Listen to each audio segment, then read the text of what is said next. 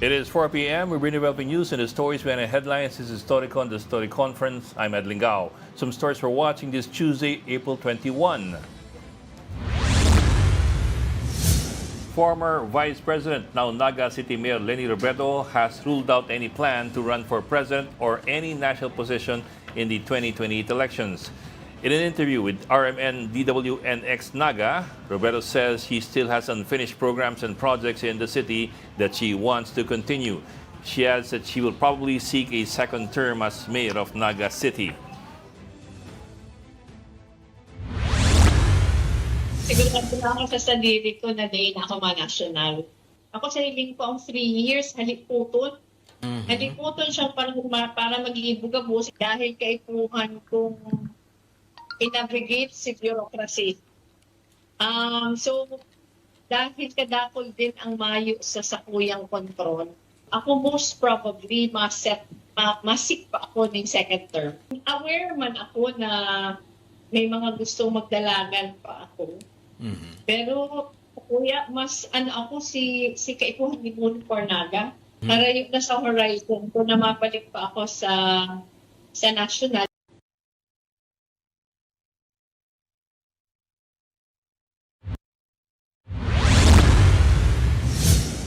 The Office of the Ombudsman has asked the Anti-Money Laundering Council, or AMLAC, to issue an asset freeze order against Leyte Congressman Martin Romualdez.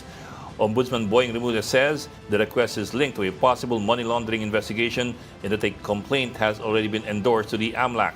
Remulla also says Romualdez was not allowed to leave the country for a scheduled medical checkup in Singapore. The palace confirms that President Bongbong Marcos has appointed former Interior Secretary Mel Senen Sarmiento as the new presidential advisor on peace, reconciliation, and unity.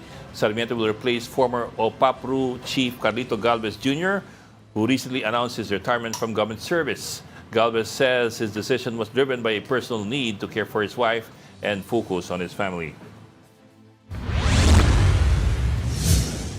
And the palace has called former presidential spokesman Harry Roque a fake news peddler following his claims about the reported arrest of Zaldico. Press officer Claire Castro says only the DOJ is authorized to release details about the case and not Roque. Castro adds that the government will ensure the safety of Co upon his return to the country, but stressed that sensitive information will not be disclosed due to international coordination. And joining us today, Storycon's resident political papa, Mr. Raul Llamas. Bait ko ngayon dahil wala si principal. Oh, so ngayon ka nagpakabait? Wala rin si Ami. So Wala yung principal tsaka yung vice principal? wala yung Coben. So, trouble naman tayo sa ginagawa yan. Teka, ba't ako tumatawa? Okay, so the principal is away, the truant will play. Or the truants will play. Of course not. Ko talaga. Yung mga RO4. Mga RO4, the RO4 Brigade. The women of Storycon, Regina Lay and Ami Pamintuan will not be joining us this afternoon. They have prior commitments for this day. Oh, Bok, kamusta? Oh, okay. Dami nangyari today Oo. Tapos bukas, mas marami mangyayari. Pero today, may mga shocker, like yung interview ni Leni Robredo over, anong radio station yun? Local radio Sa station. local radio stations in Naga. Yeah. I forget, RMN eh. It was an RMN radio station in Naga City where she says na she's not planning to run for a national position in 2028. Pero And sinabi probably na niya several times yan. I know. But I think what's shocking for most people is that mukhang she's really determined, at least 2 years before the elections. Well, of course, personal decision niya yan. Lalo na kapapanalo pa lang niya sa Naga. So, parang We're talking about last year. Ang pangit naman, kakapanalo mo lang, tapos Magtitira na. iiwanan mo That's na, also di true. ba? So, yes, personal decision niya yan. Pero iba rin kasi yung ating panahon ngayon. People are looking for alternatives. At siyempre, dahil doon sa strong showing niya last election 2022, kahit natalo siya, that was 15, 16 million Yeah. votes. Yun yung winning votes ni Digong at saka ni Pinoy when they won the presidency. So, hindi siya insignificant. So, yung mga bumoto sa kanya, syempre, gusto pa rin siya kumbinsihin na tumakbo. No? Pero, in a way, may kaunting similarity ng 2016 tsaka 2022 na ayaw din niya tumakbo. Yeah, that's also true. At medyo last minute siyang nagpasya. But at the same time, her defeat in 2022 was in some parts blamed on her hesitation to cast her hat in the ring. Yes. Di ba? Remember that? Parang Yes. maybe she stayed too long in the sidelines making a decision, kaya marami tuloy na hindi ganun kasigurado kung gaano siya kasiguradong gusto niya tumakbo. Yeah. Yes and no, dahil medyo na-demonize din siya ng husto eh. That's also true. During the time of a very popular president, si Digong. Diba? Kung maalala mo. Tawag siyang utang among other Diba? things. Lagi siyang kinakatay. 6 years na vice president siya. So, yun din ay isang mahalagang factor din. Maliban ba sa ang mahirap talaga yung dalawang malalaking dynasty nagsama, Duterte at Marcos. Incumbent pa yung Duterte at the time, di ba? So maraming variables, maraming factors. Posibleng isa yun, no? Yung late decision niya. At pero may iba pang mga variables. Kaya historic yung numbers ng unity team noon eh. That's the first time nagkaroon ng ganong 30. ganong kalaking boto sa ating kasaysayan. But I can also imagine that she can also expect some brickbats and some kahit paano, some negative feedback if she's perceived to be cozying up to the administration of BBM going into 2028. Di ba? Because of course they were enemies in 2022. Yes. And Pero then sa 2028, baka mamaya she'll be kasi I can imagine she will be painted if she runs. She will be painted as an ally of BBM. yes, depende yan sa maraming factors. Halimbawa, magbubuo ba ng coalition with the administration? Or a formalize a Or coalition. magkakaroon ba ng endorsement? Dahil tingin ko, alam naman ng everybody na for now, hindi positive yung endorsement ng presidente. Diba? Kaya kung gusto ng mga iba, non-Lenny forces, na manalo si Lenny, then ayaw nila na maging bagahe sila. So, ang mahalaga naman kasi sa 2028 ay kung one-on-one ang labanan. No, wala nang ibang tatakbo. At based sa mga surveys, parang wala naman masyadong competitive na lumaban. Except the Tulfos na mukhang sa mga usap ko sa kanila, wala naman silang interest. For now. Oo. For now. Tingin ko baka mas nakapirmi nga yung kanilang desisyon kumpara kay Lenny. Talaga? Malaman yung sinasabi mo, ha? Oo. Paano si Rafi kasi gusto niyang tumakbo as senador dahil tapos na yung kanyang term. No? Kung tatakbo siya ng mas mataas, pag natalo siya, wala na siya. Wala. Floating. Oo. Si Erwin naman ay for now ay isang senador Tutuloy-tuloy pa siya. at kahit matalo siya, senador pa rin siya. 3 years pa siya. Kaya I won't be surprised kung open siya tumakbo as vice. No? Kaya, Ed, marami pang posibleng mangyari. Alam mo naman ang Philippine politics. And Maraming twists and turns. And no? then there was yesterday's partial announcement by Ranjit Rai of the Research with a formal announcement coming tomorrow na Yeah. bigyan tayo ng sneak preview Yeah. na nag-improve yung numbers ni Lenny vis-a-vis VP Sara. Yeah. Dahil from 9% tumaas siya sa 21, malaki na talo niya na. Actually, laki, Tapos oo. si Sara naman, bumaba from 38 to 33. No? Dumoble, kahit pa paano, dumoble. Yes. Mahigit doble. No? Kaya, tingnan natin. No? Dahil ilang kuwan pa ba? Magmamayo, saktong 2 2 taon. years. Yeah. Oh, Yeah, diba? but of course, the campaign really starts long before. Yes.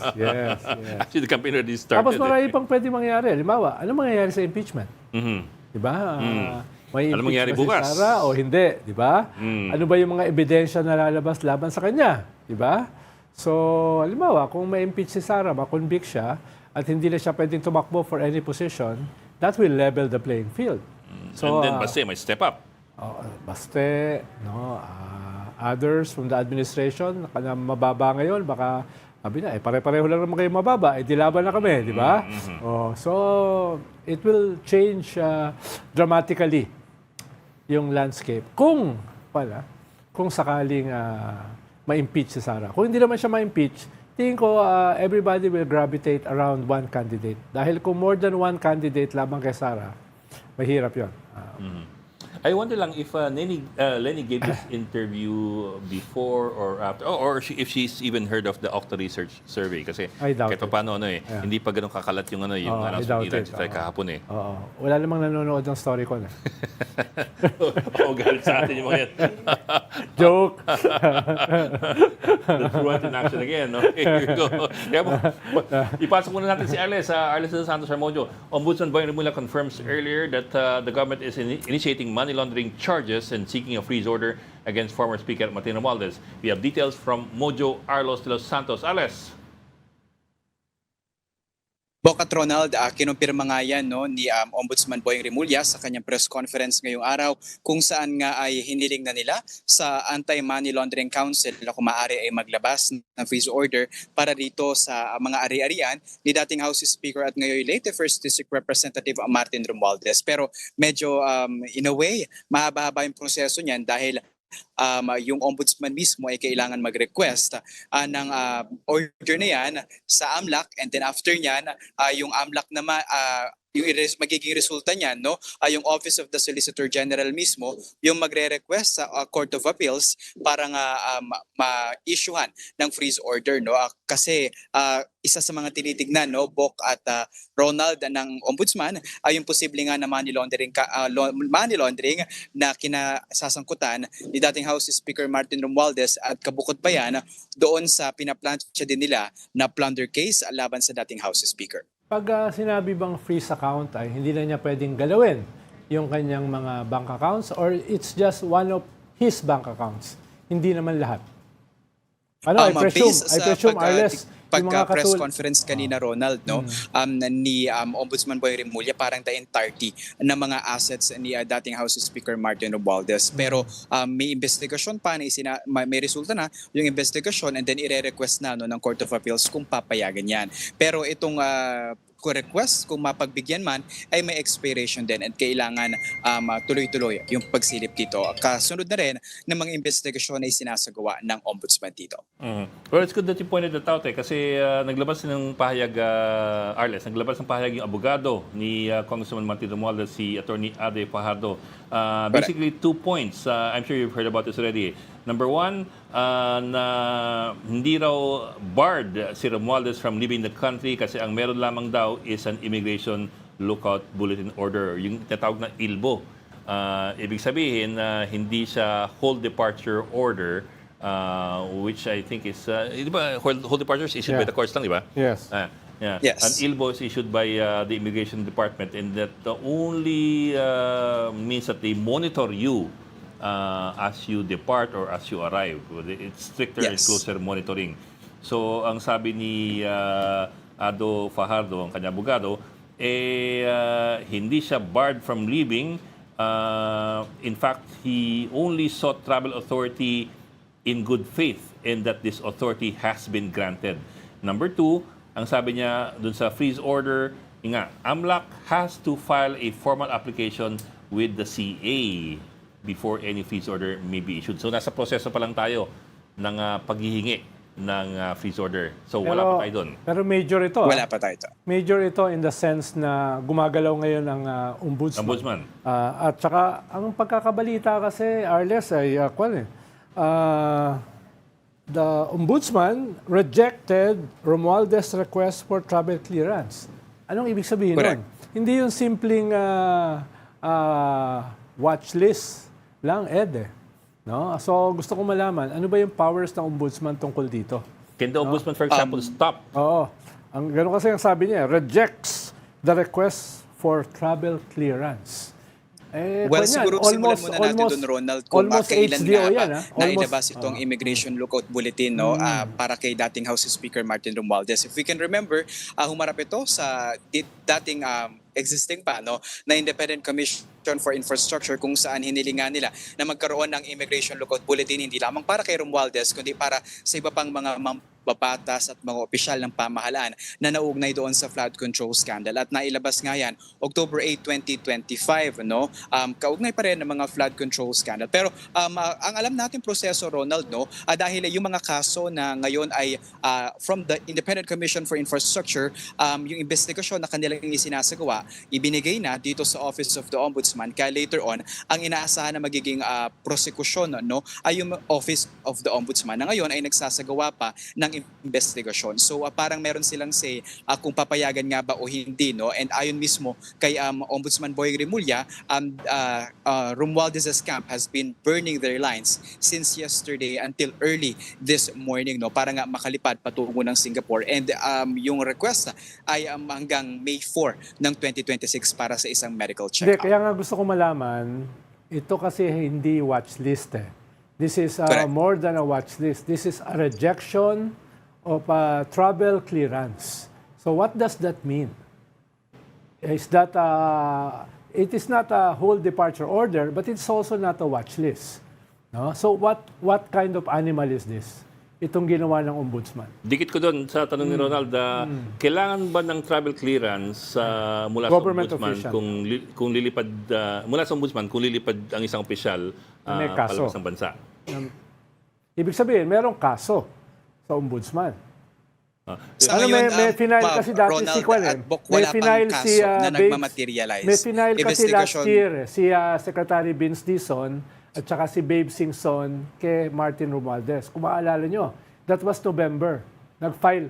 Yes. Nag-file sila ng kaso. So, is this the case? No? Merong official case na final si Secretary Vince Dizon at saka si Babes Singson, no, ng ICI noon. That was November. Yes, tama ka dyan, Ronald, no? And if you remember it right, ito ay pinile dito sa Office of the Ombudsman kasi sila yung magpapasa sa Sandigan Bayan. Kung tama man yung nare-recall kong Yes. case, no? And tungkol doon sa whole departure order, itong ILBO pa lamang kasi na inilalabas para kay Romualdez. Actually, dapat sa Department of Justice nila ito i-request na ma-lift, no? Kasi Department of Justice mismo yung naglabas nito. In-request lamang ng Independent Commission for Infrastructure noong nagpapatuloy pa yung kanilang investigation. Pero iginiit naman ng kampo ni Representative Martin Romualdez na wala pa raw kaso na naifa-file laban dito sa dating House Speaker, which is yun din yung nakikita natin eh. And even si si Ombudsman Boying Remulla ang sinasabi in a way parang niluluto pa lamang yung plunder case nga para dito kay Romualdez. At hindi pa formally filed, kumbaga. Yes. Baka nasa preliminary investigation, something like that. But let me be more specific and try to simplify the question. Okay, Bok, ganito lang. Kung si Romualdez nagpunta ng airport at magpilit pumunta ng Singapore, siya ba'y mapipigilan noong hindi pagbigay ng ombudsman ng request niya sa travel clearance? Ayun ang hindi pa natin nakukumpirma sa ngayon, Bok, no? Actually, kung nakalabas man nga ba ng bansa si dating House Speaker Martin Romualdez, kasi at least base doon sa statement na inilabas ng kanyang legal counsel or ng kanyang kapo, wala naman daw hindi siya barred para makalabas ng bansa, no? And yung Immigration Lookout Bulletin lamang, hindi daw nito pinagbabawalan din si Romualdez, kundi kinakailangan lamang na mag-require ng prior coordination sa ating mga otoridad. At nakita naman natin doon sa liham ni Romualdez sa House of Representatives na babalik siya sa petsa na kanilang ibibigay para doon sa Anjo, if you remember it, yung kanyang Angioplasty yung yata. sakit, no, sa puso, parang must needed follow-up check-up sa kanyang sakit. Ang congressman ba kailangan ng travel authority? Kami kasi nung cabinet Kailangan mo secretary na kami. from the speaker. Kailangan. Kami kasi From the kailangan speaker, ng, yes. ibig sabihin, ang tatanungin natin yung speaker. May application siya kay Speaker Boji D. Ayun, Pero I think that's one. na-aprubahan ba? Yun ang hindi ko alam. Oo. Yun ang hindi ko alam. Ano, hindi kami makakalabas kung wala kaming travel authority. Kami ay mga cabinet secretaries. Pero yeah, I think ito yung kay Speaker D, no? The one we're flashing right now on the screen. Yes. That's- Actually, Bok, kung titignan natin yung statement ng kampo ni Romualdez ang nakalagay dito, he has sought travel authority in all good faith and this authority has been granted. So we Yeah, are that's in assuming the statement. ito yung para sa kanyang travel authority mula doon sa House of Representatives. Okay. Anyway, I think you're still in the Ombudsman's office, no? Or in Yes, the yes VCD. po, dito pa tayo. Ano lang, maybe you can find out Clarify. with certainty kung ano extent ng authority ng Ombudsman to stop anybody from leaving. To reject a travel clearance.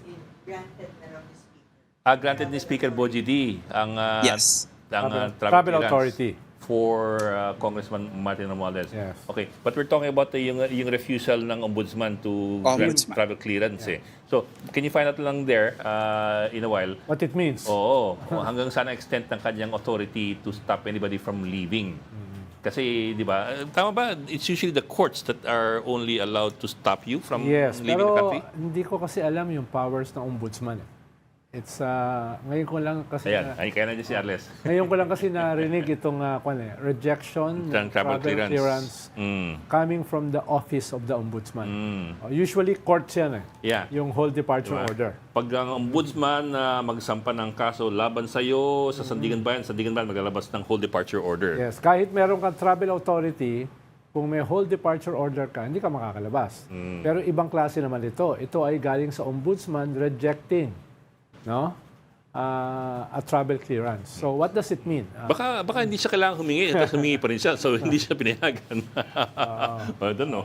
Anyway, Actually, Bok Ed, at Ronald, kapag tinignan natin yung statement kanina ni Ombudsman Boying Remulla, ang kanyang take dito ay hindi binayag dahil mula daw nang nag-take oath ng office ay sinurrender na yung kanyang right to travel and kailangan nang magpaalam and yung iginiit niya naman so far ay yung nagpapatuloy nga na investigasyon and siguro in a way nabanggit din naman ito ni Ombudsman Boying Remulla medyo coincidental daw mula nga noong pagkakahuli ni dating dating mababatas na si Zaldico and pangamba, baka daw hindi na raw bumalik sa bansa. But still, we need to confirm kung natuloy nga ba na makalabas ng bansa o napigilan pa din dahil nga sa rejection ng Office of the Ombudsman. Arles, pakicheck na kay Ombudsman Boying. Ay mo, pinapatanong ko kung meron ding rejection sa aking travel clearance dahil palabas ako bukas naku, in-announce mo pa. Ito in-announce. Ma-reject ka bigla. Baka may whole departure order din Alam mo, yung mga bagay na hindi mo dapat tinatanong kasi baka mamaya ma-realize na, oy, pigilan nga yan. Di ba? Baka malay mo yun, nangyari kay Romualdez. Ayan, pinapatanong ko lang para hindi na ako pupunta sa airport. O sige, tanong mo raw. Sige. But you know what you're asking, di ba? Basically, kung sakaling dumaan si Romualdez sa immigration, siya ba'y pipigilan? Base doon sa utos ng ombudsman. Well, ni utos sa rejection ng ombudsman ng travel clearance. Dati kasi, naalala ko yan, si former President Gloria Macapagal Arroyo, meron din siyang, nasa watchlist din siya. At yun din ang alam niya. Pero nung dumating siya sa airport, may dumating na whole departure order. Okay. Si Alice, bitawan na natin. Kailangan si Alice sa ibang show Anyway, sige, Bok, go. Ayun, nagkaroon ng whole Controversial departure yun, order. Oh. Almost on the same hour na dumating siya. Oo. So, napigilan siya at nakulong siya. Nahabol yung HDO. HDO. Coming from a court. Yes. Okay.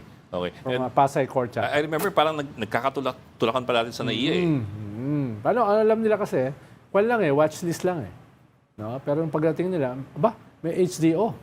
Oo. Kasi technically, ang watch list, It's just titingnan ka lang. it can create an inconvenience. Pwede questionin Pwede ka ma-delay. Kukulitin ka. Pwedeng sobrang delay, nakaalis na aeroplano mo. There are ways to do it. But technically, a watch list basically is Baka sabihin, ay sorry. Hindi mo monitor ka. Pwedeng, sorry Ed nakaalis na aeroplano mo. Pwede kang i-hassle. Watch this lang yun, hassle yun. Iba pa yun doon sa Whole departure order. Pero this is a different animal, coming from the ombudsman. Rejecting a travel clearance. What does it mean? Okay. Bala si Arles sa'yo. Bala si Arles sa'yo. Trouble ka bukas In-announce mo Okay. You're watching Star 21 News. Need to take a break. We'll be right back. This is the Story Conference Group or the Storycon Group.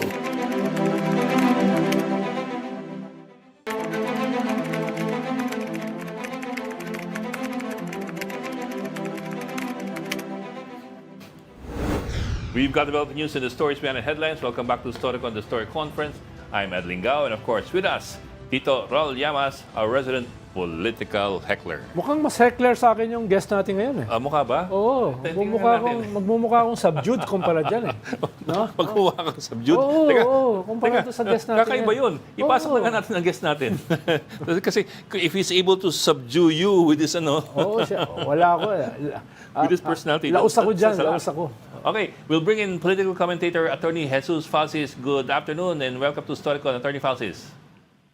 Hi, good afternoon, Sir Ed, Sec Ronald. Good afternoon sa lahat ng mga nakikinig. Opo. Good afternoon. Makikichismis kami sa inyo and also to ask you what you think of the latest developments, especially with regard to Naga City Mayor Leni Robredo declaring on the local radio station that she is not seeking a national position in 2028 and that she is probably going to seek a second term as Naga City Mayor. How do you think her supporters will view that announcement? In fact, just before you called, no, merong mga supporters si VP Leni sa isang probinsya na affected by the flood control scandal so much. They invited me kasi they wanted to launch sa May 2 ng isang blank for Leni. Itong probinsya na to maglo-launch sana ng movement na yung province nila urging VP Leni to run for president, Mayor Leni to run for president. Ngayong nag-declare si Mayor Leni sa radio, interview na kanina, nag-emergency meeting sila na canceled na yung launching nila and they will discuss their next moves. Baka i-convert nila yung movement or they will still continue with the launching to still urge Mayor Leni. So, yung announcement ni Mayor Leni is a shockwave to all of her supporters kasi meron na talagang mga revival of the Angat Buhay na chapters per city or per province. Meron na ding mga bagong movement na tinatayo to urge her to run. So, because of her radio interview, na nagkakaroon ng disruption sa ganong plans ng mga supporters. And of course, they are understandably disappointed or understandably saddened, but yun nga, they will take their stock, they will take a step back, and mag-meeting sila kung anong next moves nila. Pero attorney, ito yung ika-fourth or fifth time ko lang narinig si Mayor Leni na nagsabi na hindi siya tatakbo. So parang hindi siya naman ganun ka-surprising. Dahil siguro ito yung latest, pero even before, I'm sure narinig mo na rin siya nagsalita na hindi siya tatakbo. Dati nga, meron pa siyang no na sinabi. At alam naman natin, noong 2016, medyo similar din yung kanyang attitude sa pagtakbo at saka noong 2022. Parang reluctant candidate. Di ba? Last minute nga siya nag-file ng candidacy. So, ang tingin nyo ba, attorney, from your vantage point, ito ay tuldok na talaga? Knowing na parang ganyan yung kanyang attitude before? Well, definitely it could be a strategy, no? We all know President Duterte's famous strategy of atras abante na talagang yung media coverage tuloy-tuloy sa kanya kasi he was playing coy about it. Ngayon, si VP Leni naman, I don't want to liken her kay President Duterte because si Mayor Leni, generally, ang dating ng mga supporters dating niya sa mga supporters and with people in general, kahit hindi niya supporters, na she's a straight arrow. Now, when she says something, she will do it. But of course, politics can allow for that space na strategy siya. Kung strategy siya, ang nakikita ko dyan, 2 weeks ago, I don't know if you recall, mayroon siyang interview with Bernadette Temprano or with famous journalist din na mas open-ended yung kanyang sagot in terms of running. Yes. And ang audience noon, ang pansin ko, is more national kasi YouTube yun hindi lang naman sa Naga. And itong interview na kanina, Local. baka localized kasi yung interview. Yes. Ang mga audience niya kanina nakikinig, mga taga-Naga. So, Oo. she might be speaking to the people of Naga and adjusting her messaging. Yes. That's why she was more closed-minded. Yung dating ng messaging niya. magandang, sa interview that's a niya consideration. kanina. Magandang observation yun, attorney, dahil ayaw niyang maging parang Isko Moreno na kapapanalo pa lang sa Manila ay biglang tumakbo na kaagad for president sa national office. No? Parang hindi pa nga siya nangangalahati sa termino niya as mayor, tapos sasabihin na niya, okay na akong tumakbo for president. Kaya, Parang na-lame duck agad. tapos yung audience mo, yung constituency mo, parang hindi maganda pakinggan, Oo. di ba? That's a consideration. And if I may add, I think what will really convince Mayor Lenny to run for president in 2028 will not be anyone except the people of Naga. So if we recall, noong 2022, may sinare na anecdote si Mayor Lenny noon si VP Lenny noon, na parang isang councilor from Naga or mga taga-Naga ang nag-convince sa kanya na tumakbo for president. And I think that will be the same story in 2028 na, of course, kami, yung mga supporters and specific supporters bawat province or bawat city, that will help a lot in urging Mayor Lenny to run for president. But ang magiging clincher dyan ang magiging decisive call dyan is if there's a call from Naga, from the people of Naga themselves, for VP Lenny to run again. Meron din nagsabi kanina na baka mas definitive na talaga na hindi tatakbo si Lenny kung meron na siyang ini-endorse na iba. For Naga. Hindi, for president. for president. Oo. Isipin, pag may endorse na siya for president, baka talagang papunta na sa hindi talaga siya tatakbo. Pero for now, wala pa siyang ini-endorse. Yeah, I can agree with that. Siyempre, kung may endorse siya na ibang candidate, more or less close na yung window niya talaga. But so far, she has not. And again, the only thing holding her back is Naga City. And if Naga City lets her go, and if the people of Naga are the one who call on her and urge her to run for president, I think she will heed that call. But I can imagine today's announcement or this morning's announcement by Lenny Robredo would either turn off some supporters or spur other supporters into more action. What do you think ang mas matimbang? I thought with the declaration today, many supporters of VP Lenny will be looking for alternatives. And I think that's just right. Kasi nga, we have to prepare for contingencies in case Mayor Lenny doesn't really run, kahit siya yung totga, kahit siya yung the one that got away, or siya yung parang nostalgia talaga ng mga tao na dapat tumakbo sa 2028. But if the candidate herself is not willing, then people will really look for options. And I think even if Mayor Lenny doesn't run, I think VP Sara is very much beatable because the growing movement now, even if Mayor Lenny doesn't run, is the movement right now is anybody but Sara or anybody but Duterte. So kahit si Basti ang ipalit nila, ma-impeach, ma-convict si Sara, kahit si Basti ang ipalit nila, may movement ngayon na nagko-consolidate naturally ang mga voters. Both the campaigns, Dilawan, Marcos loyalists, independents. I think there's a movement growing, although hindi pa sila nag-formalize, na to vote for anyone but Sara. So, kung sakaling hindi tatakbo si Lenny, attorney, at kung sakaling malakas pa rin si Sara, no, sa surveys, no, ay meron ka na bang exit plan? Exit plan. Dapat tatakin na lang nag-uusap dyan. Hindi, lamang, Sarap ng tawa niya. lamang siya sa akin sa listahan eh. Ganun ba? Mas mataas siya sa akin tsaka si Richard eh. Mas mababa ako eh. Yeah. But seriously, nilabas yung listahan na yan na may top 40 names na nilabas si Attorney Rowena Guanzon without any context, but asking mga tao sa loob ng Duterte camp, kasi may friends pa din naman tayo sa mga loob ng Duterte Buti ka pa. na willing magsabi sa atin na that is really a hit list in terms of people she will take revenge upon. And we can see that what's the proof. What's the proof for that? We can see na yung mga supporters mismo, nung nag-announce si VP Sara na tatakbo siya, ang sabi, gantihan mo yan, balikan mo yan sa 2028.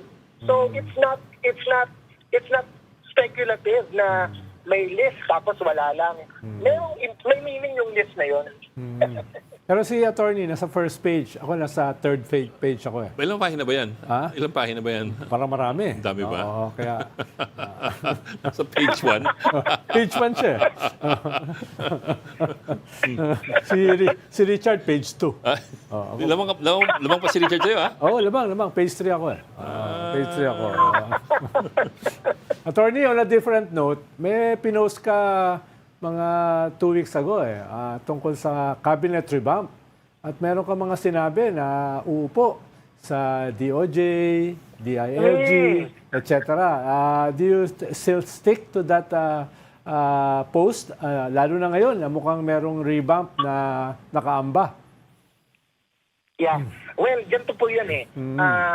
Educated guess yung sa atin kasi after the May 2025 elections, maglalapse na yung 1-year ban Sa June. prohibiting mga natalo sa election from being appointed. So, after May 12, 2026, the doors are wide open for the allies of PBBM like si former Secretary Benor Abalos na tumakbong senador natalo.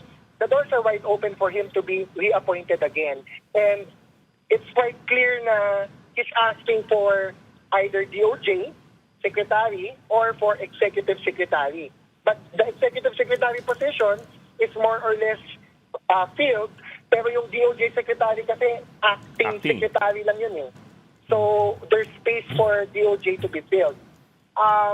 Basta sigurado ako dun sa tatlong sinabi kong ma-appoint, sigurado ako may isa doon tatama. Okay. Si Kwan ba yun? Si Senator Trillanes or someone else?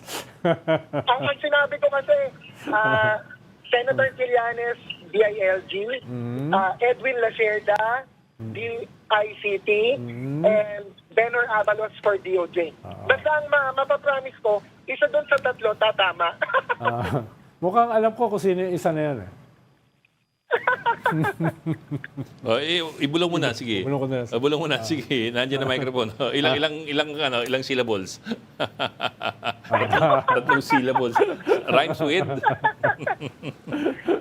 Actually, pareho eh. Parehong 5 syllables eh. Danny Trillanes, Edwin Lacerda. 5 yun eh. Wala siya. Okay. Attorney, I don't know if you were able to monitor yesterday our interview with Ranjit Rai, ang Pangulo ng Okta Research. May ilalabas sila bukas pa, actually. Bukas pa yung ilalabas silang Presidential Preference Survey for 2028. Pero he gave us a sneak preview yesterday. Ang sabi niya, ang number 1 is VP Sara, number 2 is Leni Robredo. But what's notable ayon sa kanya is nag-narrow significantly yung gap between the two. You remember the numbers? 33 yata si VP Sara. From 38 to 33. Bumaba ng 4 to 5 points. Tapos si Leni from 9 to 21. Si Leni umakyat ng 9 to 12 points. From 9, 10 to 11. Naging from 9 naging 21.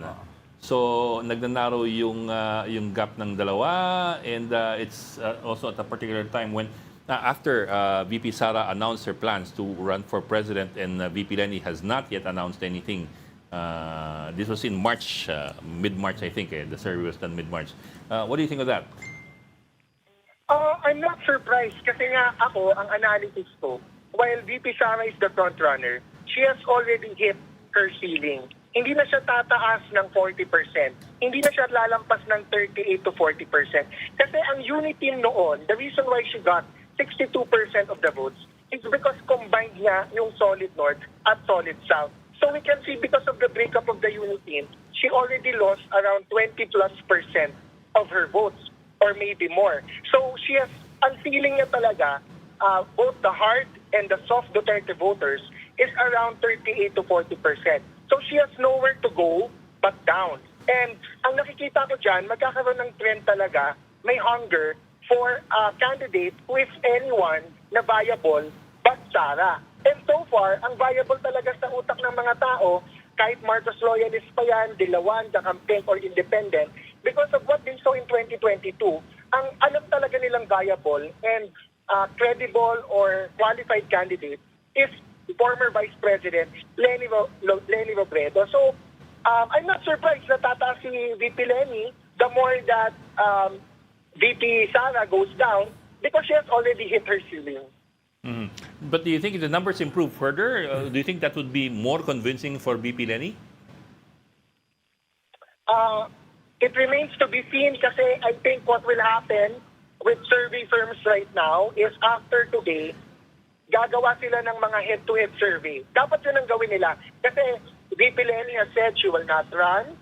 So dapat they should explore one-on-one or head-to-head survey ni VP Sara versus Senator Rafi, VP Sara versus Senator Risa, VP Sara versus Senator Bam, and other potential candidates.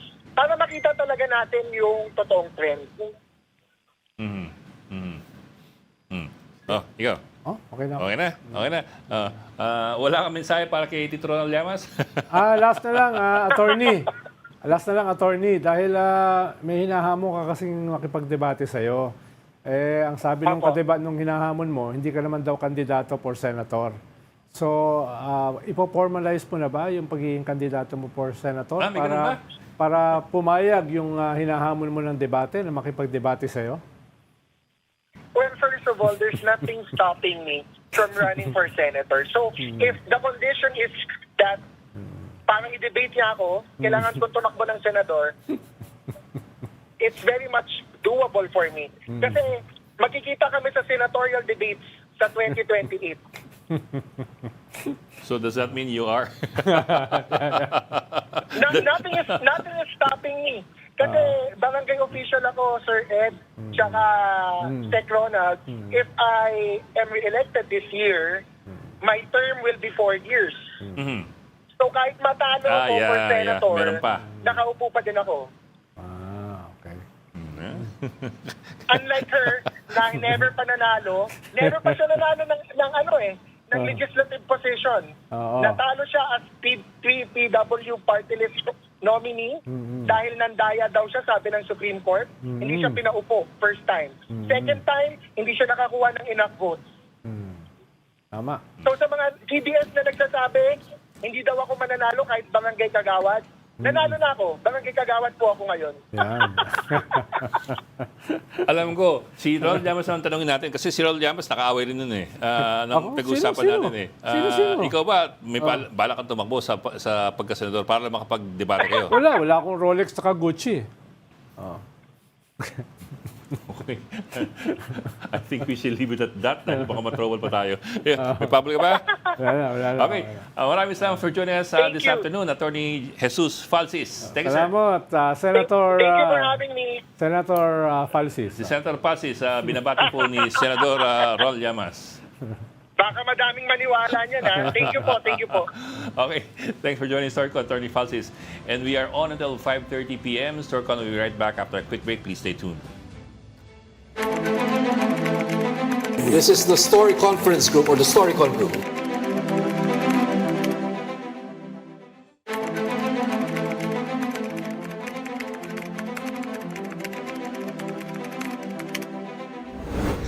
It is the last stretch of the program. Welcome back to StoryCon, the Story Conference. I'm Ed Lingao, and of course with us, our resident political pahamak, Mr. Ronald Llamas. Bok, naglabas na yung Kongreso ng papel signed by Attorney Cheloy Garafil, ang SecGen ng Kongreso. It's a travel clearance for Martin Romualdez, and I shall read it to you, dated 20 April 2026. As requested, travel clearance is hereby granted to the Honorable Ferdinand Martin Romualdez in connection with his personal trip to Singapore from 20 April to 4 May, so hanggang May 4, 2026. This clearance is issued predicated upon the Congressman's commitment to return to the Philippines forthwith following his medical procedure. It is understood that the Congressman shall maintain accessibility for any urgent official functions or legal proceedings during his absence by authority of the Speaker. Yun. So, naglabas na nga ng... So, anong ibig sabihin ng pag-reject ng travel clearance? ng Ombudsman. Ombudsman. Yun ang... Anong oras yan lumabas? Paano, baka, after nung sinabi ng Ombudsman or before? No, yun ang... Hinabo lang kanina sa atin eh, nung, while we were on air. So, Anyway, I suppose it's just sometime this afternoon. O kakalabas lamang daw. So, anyway, pinapacheck natin kay Arles de los Santos kung ano talaga yung Rejection ng travel clearance. kung ano implikasyon. Oo. At kung requirement ba humingi ng travel clearance sa ombudsman? Hindi ko alam kung special kwan yun Kung Special special powers, no? Hindi natin alam. Dahil malamang papayagan kasi ni Speaker. Dahil siyempre, si former Speaker Martin Romualdez is still the leader of the biggest political party sa Congress, yung Lakas NUCD. No? Kaya hindi yan basta-basta i-reject yung kanyang request for a travel authority ng Speaker. Dahil the Speaker has to deal with his political party and its members. No? Kaya mas ang tanong ko ay yung rejection ng ombudsman ng travel clearance, is that a distinct power of the ombudsman? Also, kasi the ombudsman usually acts as the prosecutor in cases like this before the Sandigan Bayan. So, in that sense, the question that of course arises is, does the prosecutor have the authority, generally at least, to prevent the departure of the accused that he is prosecuting, or should it be the court? Oo. That Dahil will do kanya that. dalawa kasi yung lumabas na balita Yung freeze order, Yeah. di ba? Sa assets, saka accounts, bank accounts. Tapos itong pag-reject ng travel clearance. Which shows na parang merong something is happening. Di ba?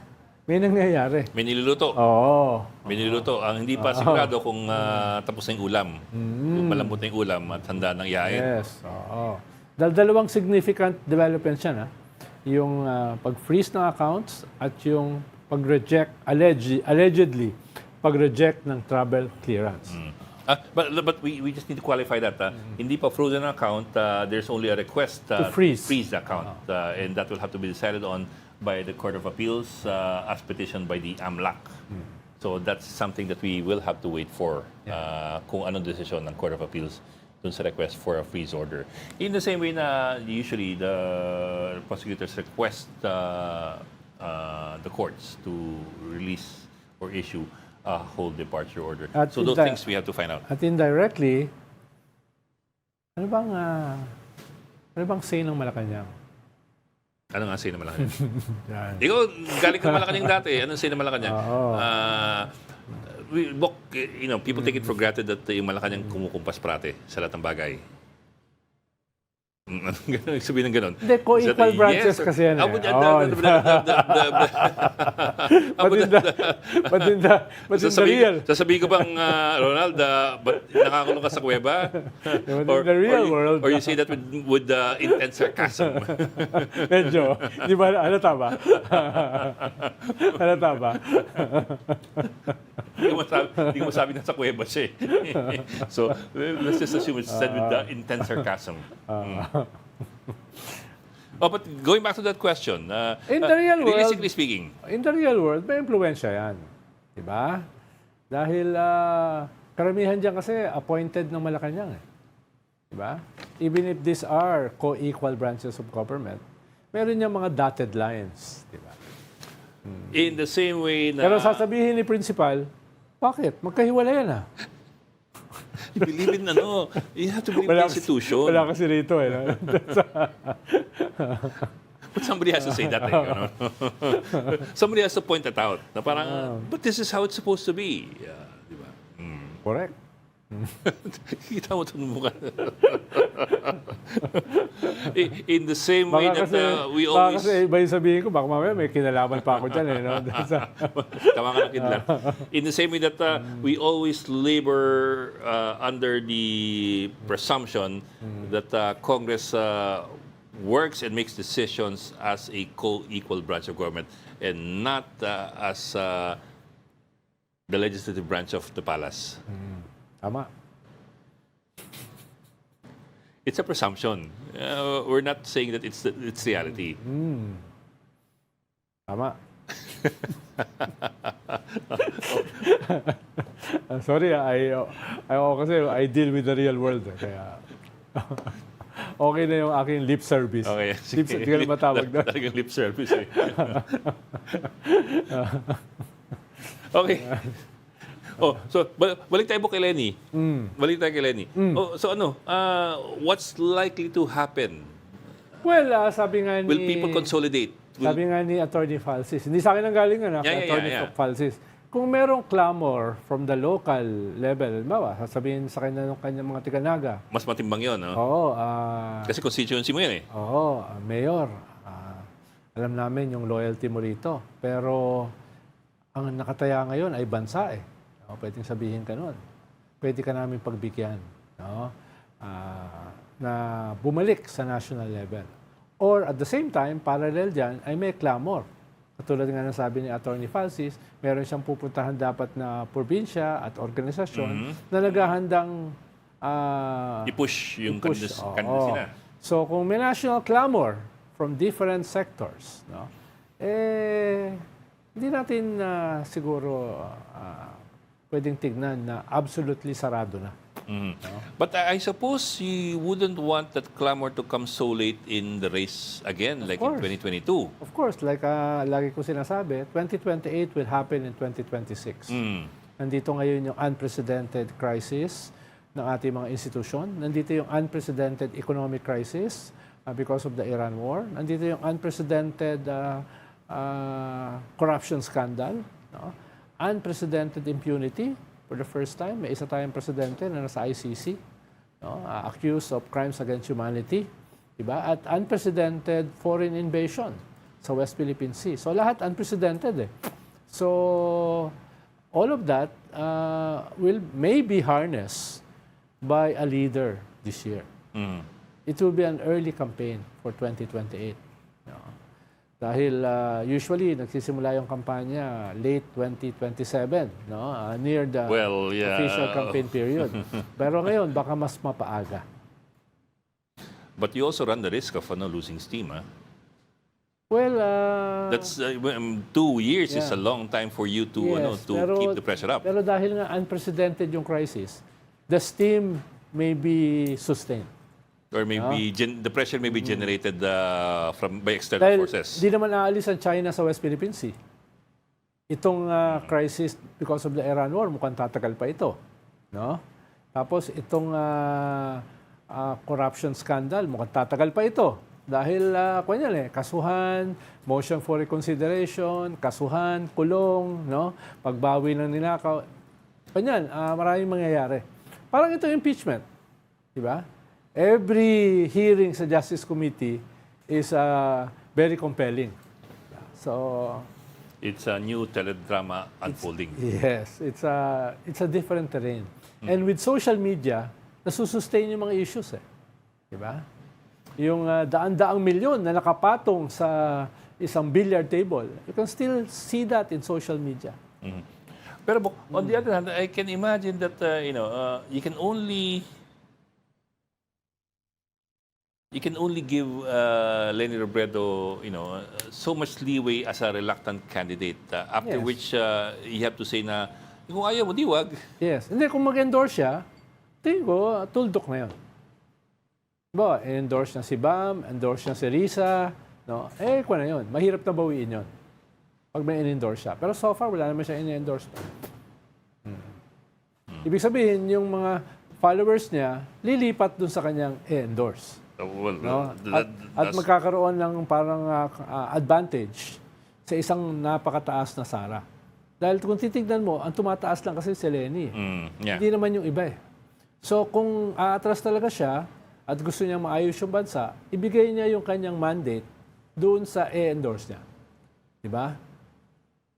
Magandang point ni ni Tony Falsis about the local aspect of the equation. Dahil siyempre may hiya naman si Leni dahil sinabi sa kanya ni Jesse Robredo, huwag mong kalimutan kung saan tayo nagsimula. Kapapanalo lang niya noong May. Aga, Wala pa oo. isang taon. Ikalawa ay hindi pa siya nangangalahati eh, 'di ba? Sa term niya.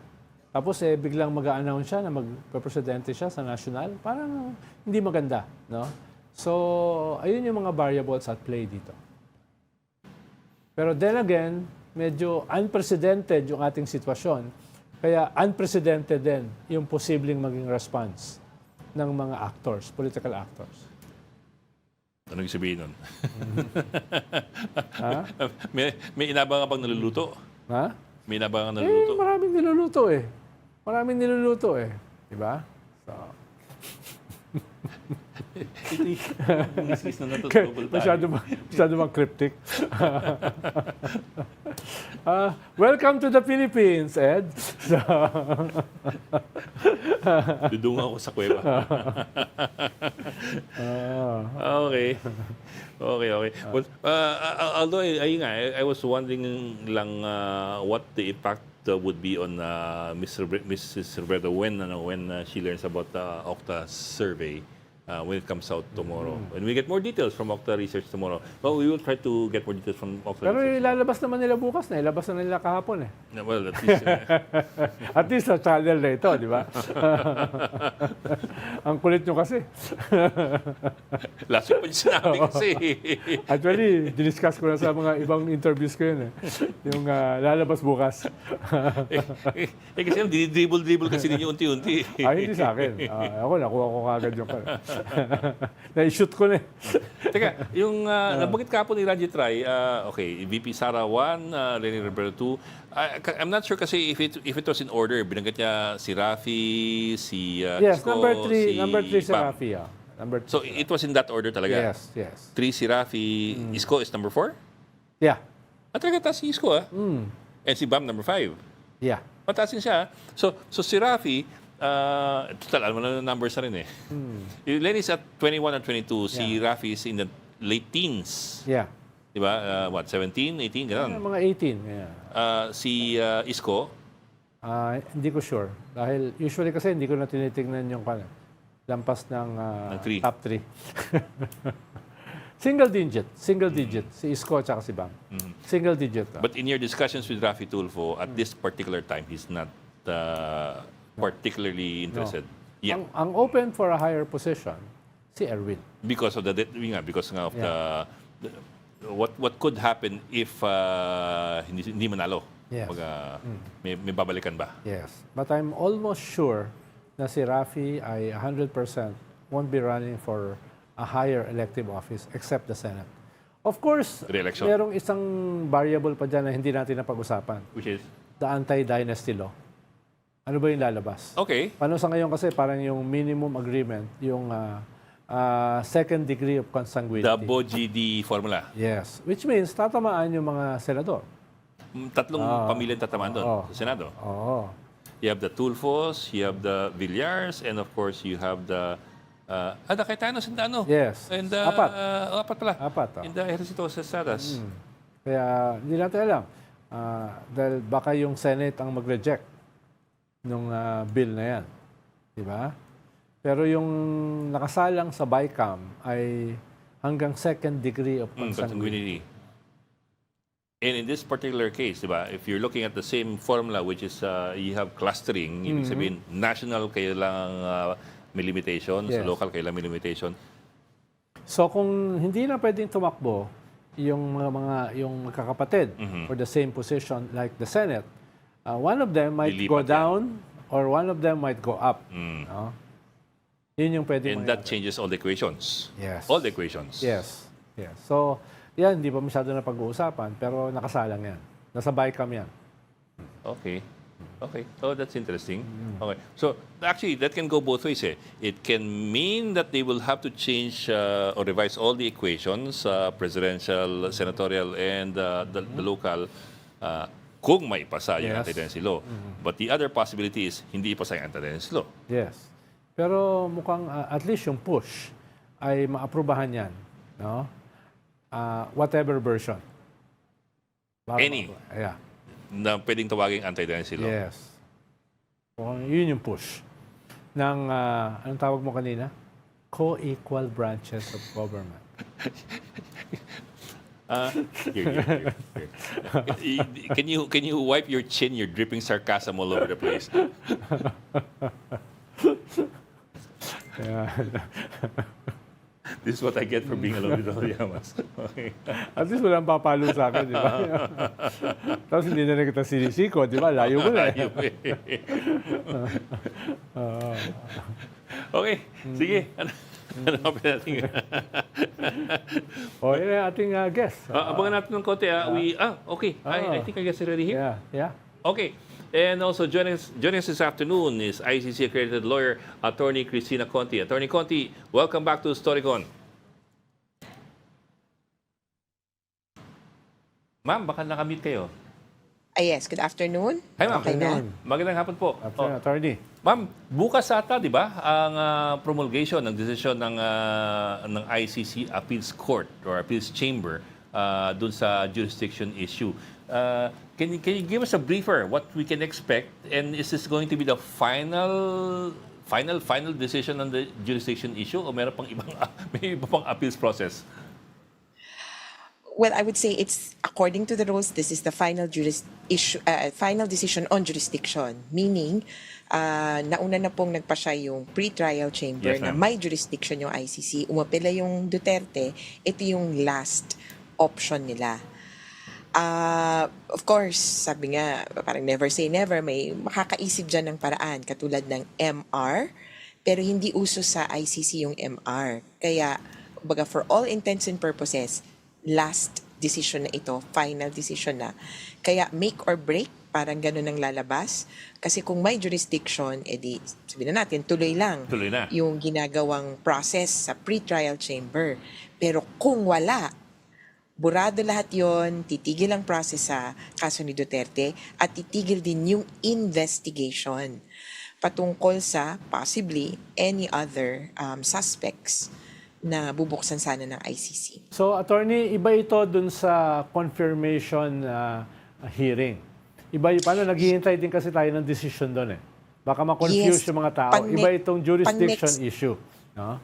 Pag next week naman yan. Kaya sabi nga, ang hirap naman ng nakaabang ka 2 linggo. Ang decision po dun sa pinapanood natin nung February. So yung February, sabi ng court, inuusisa ng pre-trial chamber kung ano yung saklaw ng kaso. Count 1, Count 2, Count 3 daw ng crimes against humanity. Count 1, DDS killings. Count 2, high-value targets. Then Count 3, yung mga barangay level na patayan daw. So, ito na yung alam nating tokhang. So sabi ng prosecution, ito yung proposal namin. Kung oo o ba, i-confirm ba ng judges yung kaso na propose ng prosecution, next week naman natin maririnig. Pero syempre, may impact doon. Kung bukas sabihin ng ICC Appeals Chamber, so ito yung parang Supreme Court nila, wala tayong kapangyarihan, it could be in the same decision or in a subsequent decision, ang sasabihin nila, dahil wala tayong kapangyarihan, itigil ang lahat ng proseso. Patungkol kay Duterte, binabaliktad namin yung warrant of arrest at dapat palayain siya. At wala nang iba pang pag-uusapan or wala nang ibang babanggit pa ng nangyari sa Pilipinas dito sa korteng ito. Pwedeng ganun ang mangyari. Pero attorney, in all probability, parang uphill yun eh. Diba? Looking at the history ng ICC, yung ganung klaseng, excuse me, possibility ay medyo uphill against the Dutertes. Yes, definitely. Kasi una, apila na lang to ng isang desisyon na ng judges noong October. May 3 huwes na nagsabing may jurisdiction kami. At malinaw yon all points, hindi yon nauna kasi may sinasabing, di ba parang pinagpasyahan na yung jurisdiction? Hindi pa technically kasi po noong 2021 ang pinag-uusapan ay kung deferral ng investigation, pagpapaliban ng investigasyon. Bagamat nabanggit yung jurisdiction, hindi doon buong-buo pinasadahan. So, nung ni-raise ni Duterte, dito na hinarap ng ICC yung issue. Tapos komplikado siya sa punto ng kauna-unahang pagkakataon na merong former member state na nagtuloy yung kaso after siyang mag-withdraw. At syempre, nakaabang yung iba na pwede kayang gawin din namin yun. Aatras na lang kami bago kami gumawa ng kabulastugan. At dahil ang mag-aatras naman ay yung presidente or head of state, di pabor yan dun sa presidente or head of state na gagawa ng atrocity crimes. Kaya marami sigurong, alam niyo naman, yung mga ibang bansa dyan ngayon, pangit ang kalakaran ng kanilang gobyerno, pwede silang pwedeng option yon na atrasan yung ICC. Pero even during the confirmation hearing na napanood natin, niraise pa rin ni Attorney Faust Kaufman. Oo, niraise pa rin niya itong issue ng jurisdiction. Di ba? Kahit hindi naman yun ang naka-agenda sa confirmation hearing. Narinig ko siya several times nire-raise pa rin niya jurisdiction issues. Laging, we're not a member state anymore. We should not be looking at this. Di na nga natin dapat pag-usapan. Because I would say that this is their, from their point of view, most substantial argument. Kumbaga, wag na natin pag-usapan kung nangyari ba yung krimen. Wag na natin pag-usapan, may kasalanan ba siya. Walang kapangyarihan yung ICC. And that is one way of evading the issue altogether.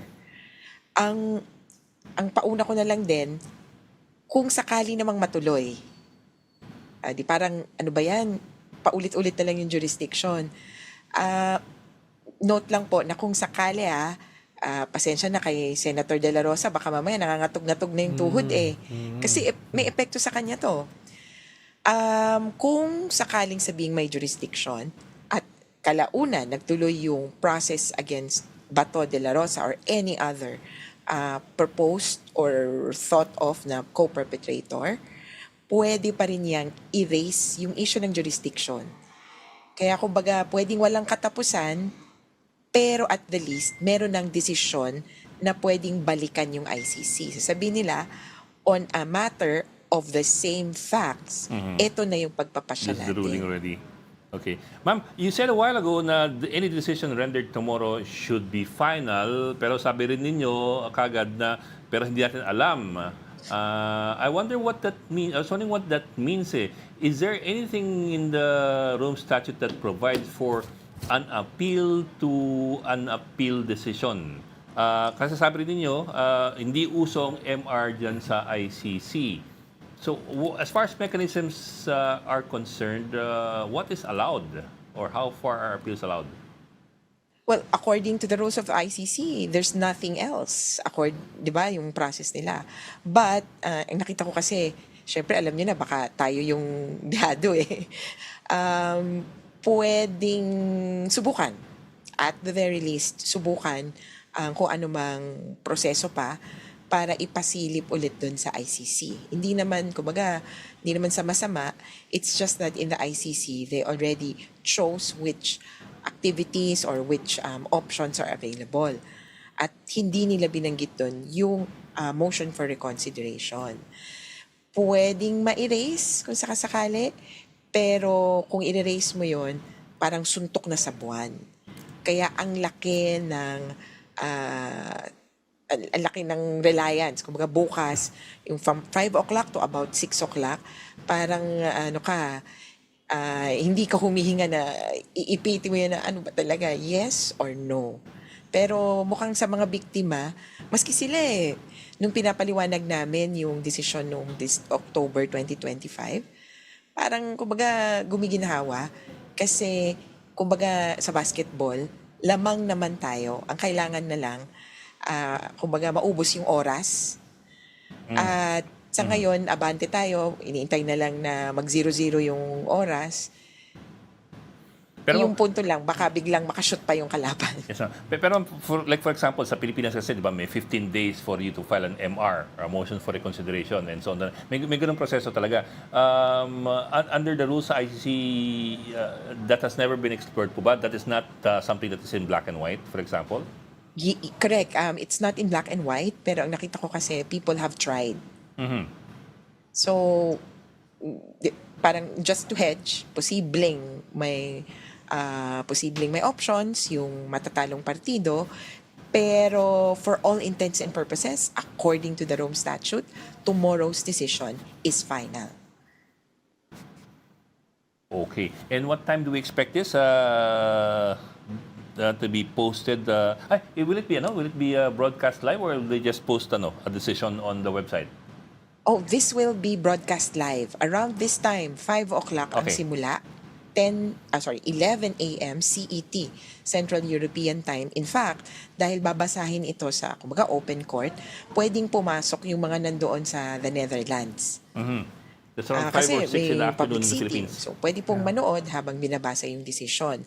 It could be just a short hearing, katulad like November's hearing. Kung naalala nyo po, may desisyong binasa din yung appeals chamber. This was on interim release. Tapos parang alas 6:30, tapos na. So that's what we're looking at. It will be read live. Yun yung pagkakasabi sa amin na so far. Pero, I mean, at the last minute, the judges can say, o teka, hindi pa pala namin nabubura, nare-redact yung some points. Pero we think good to go to by 5 p.m. The decision the following week will not be read in a live hearing. Kaya medyo dun tayo komplikado. This week, may decision, at least makakahinga ka na, okay, eto na, tapos na. Pero next week, dun talaga yung abang na abang.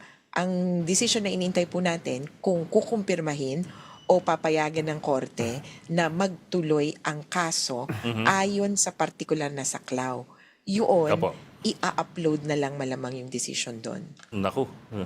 Ito po, of course, yung pag-confirm or hindi pag-confirm ng ICC dun sa charges. In other words, kung itutuloy sa trial mismo. And this is also expected next week naman. What day po next week? Also the same, ano?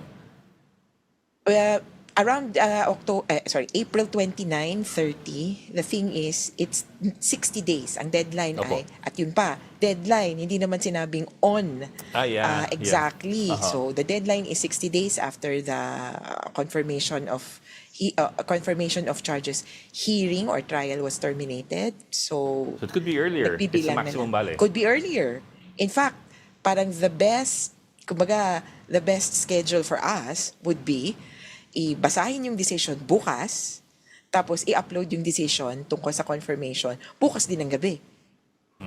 Kumbaga, hinintay lang ng Yung desisyon. ng pre-trial chamber yung go signal, kumbaga, totoo ba to? Wala na bang balakid? So, yun yung best para hindi ka na maghihintay ng matagal. Issue din kasi namin, minsan nalilate yung ICC or may redactions pa kasing ginagawa. Yeah. Kaya kahit yung date ng document, kunyari ngayon, baka bukas o sa makalawa pa niya, i-upload. Yun pa. Kaya ang paghihintay, posibleng umabot ng May. First week of May thereabouts. Okay. So it can go beyond the 60 days. I mean, at least the making public of the decision. Yes, and that's the only time that we could discuss it. Kumbaga, posibleng na i-file nila sa court ng on time before the 60 days, pero yung reductions is another matter. It's for the public good din naman kung may tinanggal sila or hindi pinasabi. Kasi para ito again, ang mga reductions po, protection ng biktima, protection ng witnesses, at sa totoo, protection ng akusado. Okay, so mag-abang tayo bukas at next week. On another note, attorney, ano lang balita dun sa ibang posibleng issuehan ng international warrant ng ICC? Tapos na ba yung preliminary investigation sa mga taong ito? Yung several people na nalista, kasulad si Senator Bato, Bongo, Secretary Aguirre, Chief PNP Albayalde. So anong status nila at this point? Unfortunately, wala pa tayong naririnig publicly about Bato's warrant. Yun yung umugong Pero wala tayong confirmation from the court officially about it. So, Pero may essentially, same nilabas as silang the others, May nilabas silang the papeles, di ba? investigation is ongoing. Okay. Ano yung list na nilabas ng ICC? What was that about? Nakasama yung mga pangalan nila. Essentially, parang ano bang tawag ng police yun? Yung parang persons of interest. Diba? Yung hindi suspect, hindi din akusado kasi wala pang processes, no? Pero sa nakita nga natin, pag sinabing persons of interest, hindi naman ibig sabihin kaagad-agad lahat yan huhulihin. Sa minimum, gusto nila or dapat kausapin. Kasi anong ginagawa mo? Kasi tingin namin meron ka ng may kasalanan ka. According sa ebidensya na nakalap natin, may nagtuturo sa iyo. So bibigyan pa rin naman yan ng posibilidad or opportunity na kumbaga i-controvert yung charges. Pero again, sa ICC, wala kasi yung proseso na magbibigay ka ng counter affidavit. Kaya may two ways yan eh. Bakit nga ba in-announce? Samantalang hindi naman, wala namang aksyon na ginawa kaagad. Pero on the other hand, ang nakikita ko, gusto ng ICC na ipapaalam sa publiko, eto ang alam namin ha, we are on to you and we have sufficient information about you already. Kaya palagay ko din may signal din to sa Philippine government, sa Marcos administration. O nakita nyo, ito yung kwento. Sa amin ba lahat ito dapat i-trial? O palagay nyo, meron din kayong dapat gawin? So palagay ko may ganun ding mensahe yung ICC na galaw-galaw din naman Marcos administration kasi hindi lang to tungkol kay Duterte. So parang to take notice, parang ganon, that something is happening. Although again, wala siyang to do. 'Di ba? Pag nag-announce yung police ng ito mga persons of interest, hindi naman niya sinasabi sa publiko, hulihin niyo to sinasabi lang nila na sa ngayon pwede naming i-disclose that we are looking into these people. So there could be so many layers of kumbaga reasoning why they publish this. Pero for me, I would say that it is a signal to the Filipino people na, this is a whole and massive systematic operation. And then two, to the government, anong gagawin nyo? Alam yung nagamit yung mga posisyon sa gobyerno. Pero di ba bago maglabas ng international warrant, yung international warrant kasi ay last part ng preliminary investigation. Can we presume na itong mga taong ito ay nandun sa proseso ng preliminary investigation? Yes, in a sense, technically, the term is investigation na. Yan yung sa ICC, di ba? Magkahiwalay sa kanila yung process na preliminary examination, where the question is, what is the charge? What is the crime? Dito sa investigation proper, hiniwalay nila yung tanong specific. na, who are the perpetrators? Ito na yon. So, ang sinasabi nila dito sa punto na who are the perpetrators and who are the most responsible, here are the people that I think or we have information on. Ang kumbaga konting push na lang, i-issuehan nyo na ba ng warrant? So wala pang information tungkol dun ngayon. Okay. Okay, we'd like to say thank you to Attorney Cristina Conti for joining us this afternoon. ICC Accredited Lawyer, Attorney Cristina Conti. Thank you po. Maraming salamat, Attorney. Salamat, ingat. Okay, as you heard po, maraming mangyayari bukas. Isang araw, dalawang Duterte. Ang isang Duterte ay, of course, si VP Sara Duterte, ang kanyang pagpapatuloy ng impeachment hearing sa Justice Committee. That's tomorrow po. We'll find out later kung ano oras magsisimula. We will be having a special and we'll be broadcasting everything live here on this channel. That's one Duterte. The other Duterte, of course, is the decision on the jurisdiction.